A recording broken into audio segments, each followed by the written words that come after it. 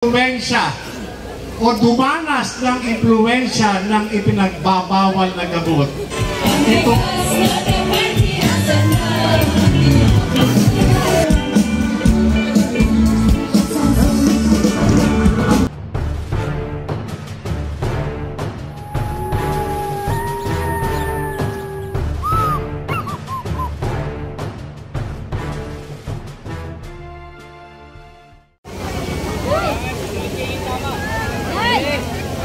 alam nyo, mga kapatid, ako'y kapag napapanood ko sa TV, lalong-lalo na sa balita, itong si Pangulong Ferdinand Bongbong Marcos Jr. Ako'y natatawa na lang sapagkat noong 2012, nabigo po ako na itong si Bongbong Marcos ay mapusasan ko sana. Gusto nyo bang pusasan ko si Bongbong Marcos?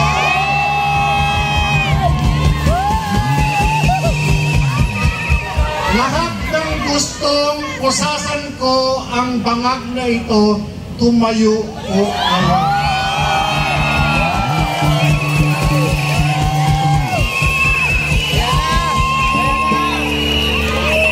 Sabihin po natin,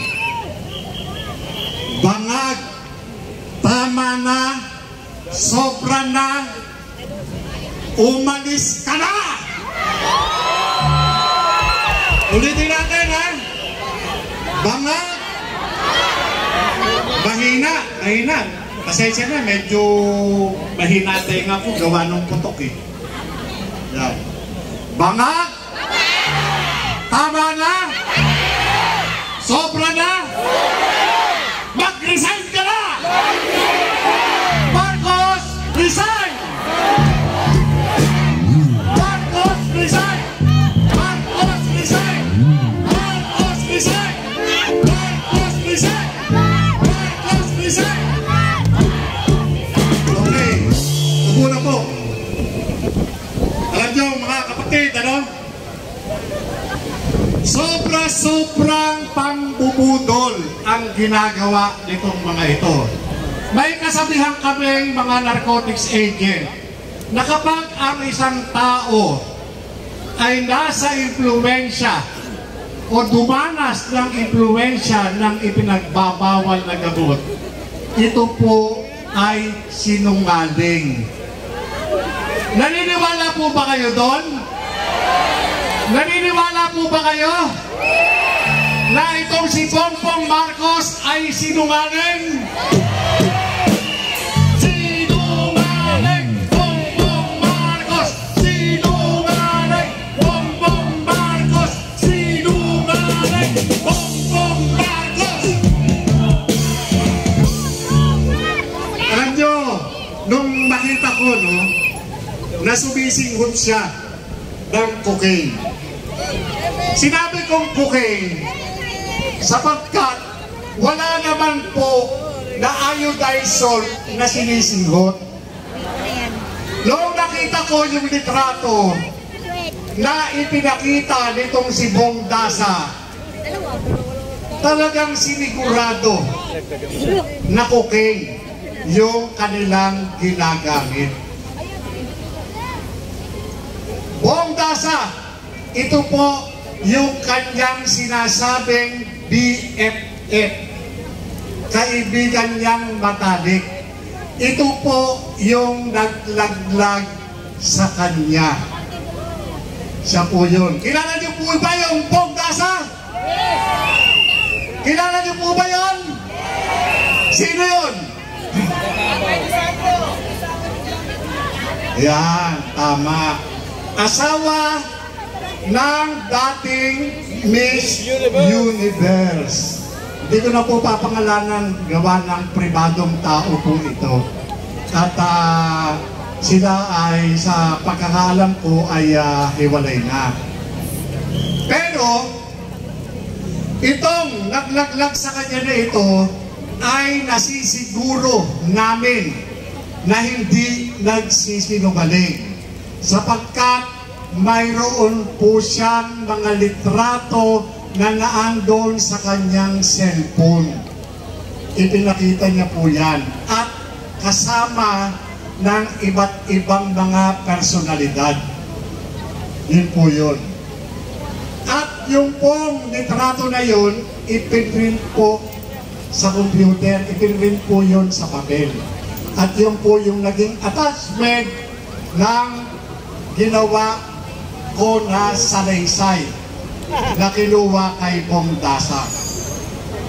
Nagtataka lang ako dito sa administrasyon na ito sapagkat makalipas ang mahigit isang dekada. Pero itong gobyernong ito ay hindi binibigyan ng pansin na itong nakaupo sa Malacanang, hindi nila imbestigahan, lalo na ng PIDEA. Alam na alam ng PIDEA sa pamamagitan ng mga dokumento na iginawa ko doon, na naiwan doon sa PIDEA noong 2012, hindi inaaksyonan. Pagkos gumawa pa itong gobyernong bangag na ito ng programa laban sa paglaganap ng ipinagbabawal na gamot. Ano po ito? Ito po yung buhay, ingatan, droga, ayawan. Ito po kung tawagin ay bida. Sino po ang nagsusulong nito? Ang nagsusulong po nito ay si Secretary Abalos ng DILG. Merong mga sinasabi, yung mga kasama natin ito, sino yung giwe? Sino? Sino pa yung isang giwe? Ayun. Ibig sabihin, alam nyo na pala. Diba?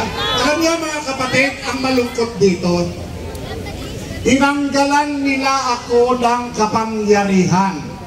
Tinanggalan nila ako ng authority para manghuli.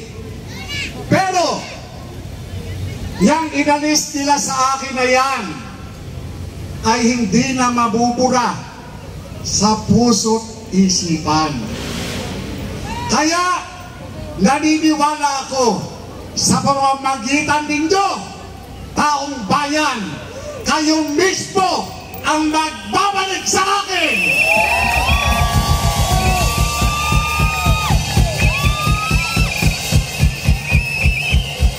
Ibabalik nyo ako upang ako mismo ang magkabit ng posas kay Bongbong Marcos.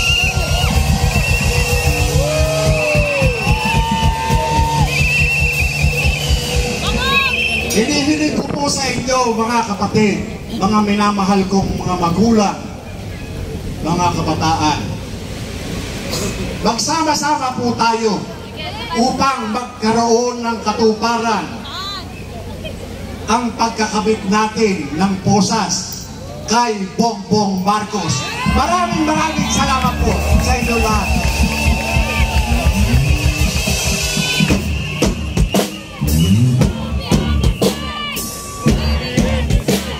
Okay.